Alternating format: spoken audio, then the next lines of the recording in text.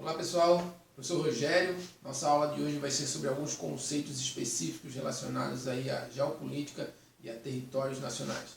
Nós vamos falar então sobre nação, Estado-nação, limite, fronteira, território, territorialidade, soberania e os três poderes. Ok? Vamos lá? A nação ela é formada por um grupo de pessoas que apresentam os mesmos ideais, a mesma cultura, o mesmo idioma, os mesmos símbolos nacionais, como a nação brasileira, nação polonesa, israelense, australiana e assim por diante. No entanto, nós podemos ter dentro de um mesmo país diferentes nações, como é o caso do Brasil, que tem a nação indígena. É um território onde nós temos aí a nacionalidade brasileira, mas dentro desse território os índios representam uma outra nação. Ok, gente? Há também as nações sem território. São grupos de pessoas que têm esses mesmos costumes, idiomas, tradições, mas que não têm um território delimitado. O principal exemplo no mundo são os curdos. Os curdos estão espalhados por diferentes países: Irã, Síria, Iraque, Turquia. E esses países não liberam a sua área territorial para que haja então a delimitação de um território próprio aos curdos. Os curdos, então, a maior nação sem território do mundo. Estado-nação. Estado-nação é sinônimo de país. É um território delimitado, organizado politicamente. O limite territorial. O limite, ele determina onde um território termina e outro começa. Como nós temos o exemplo aqui da fronteira entre Brasil e Paraguai. Esse limite está identificado aqui nessa cor amarela. Então o limite é exatamente isso. Ele marca o local onde um território termina e outro começa. Já as fronteiras, elas determinam uma área de transição. Quando nós falamos de fronteiras, nós podemos ter numa área de fronteira, nessa área de transição, pessoas de diferentes países convivendo em harmonia. Um outro detalhe é que nem sempre uma área de fronteira acaba sendo uma área pacífica. Um exemplo é no Oriente Médio, nas fronteiras entre Israel e Palestina. O que nós temos nessas áreas de fronteira são conflitos. Então, nem toda a área de fronteira é pacífica. Em algumas delas, nós temos, então, problemas muito sérios, como entre Israel e Palestina. O território.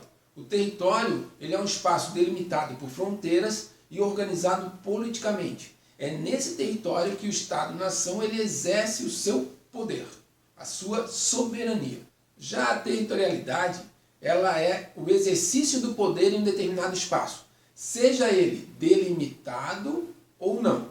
No território brasileiro, por exemplo, o nosso Estado exerce a territorialidade a partir de um domínio sobre o nosso espaço.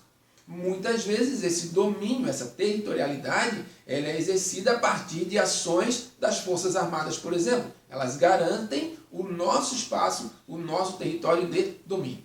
Quando nós falamos de um espaço sem limites, essa territorialidade se dá por poder. Vamos ao seguinte exemplo. Temos em uma determinada praia vendedores ambulantes credenciados.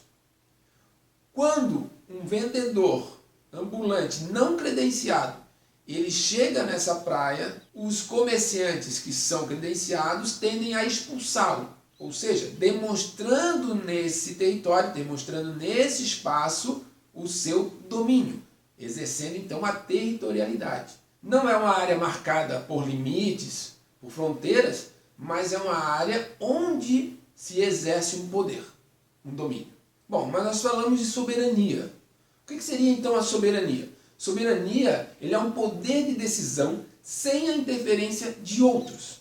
Um exemplo é a soberania nacional, onde um Estado, organizado politicamente, através de seus órgãos, instituições, poderes, exerce a sua soberania sobre um território. Falando em poderes, o nosso país ele é formado por três poderes. E essa ideia de Estado dividido em três poderes surgiu na França no século XVIII. A ideia é que esses três poderes eles se fiscalizem para que não haja autoritarismo. Então, diferente do que ocorria no poder absolutista, onde o rei determinava as leis e ordens e regras, ou seja, de uma maneira arbitrária, autoritária, a ideia de Estado dividido em três poderes, ela se dá para evitar essa autoridade, esse autoritarismo. Por isso, as esferas de poder se fiscalizam para que não haja, então, abuso de autoridade. O Estado, então, ele é dividido em três esferas: o executivo, o legislativo e o judiciário. Em relação às atribuições de cada poder, de uma maneira bem básica, nós podemos dizer: o legislativo elabora as leis, o executivo executa as leis, coloca-as em prática, e o judiciário faz com que as leis sejam cumpridas. Basicamente, essas são as funções dos três poderes. Em esfera nacional, nós podemos fazer a seguinte divisão: deputados federais e senadores compõem o Congresso Nacional, na esfera federal.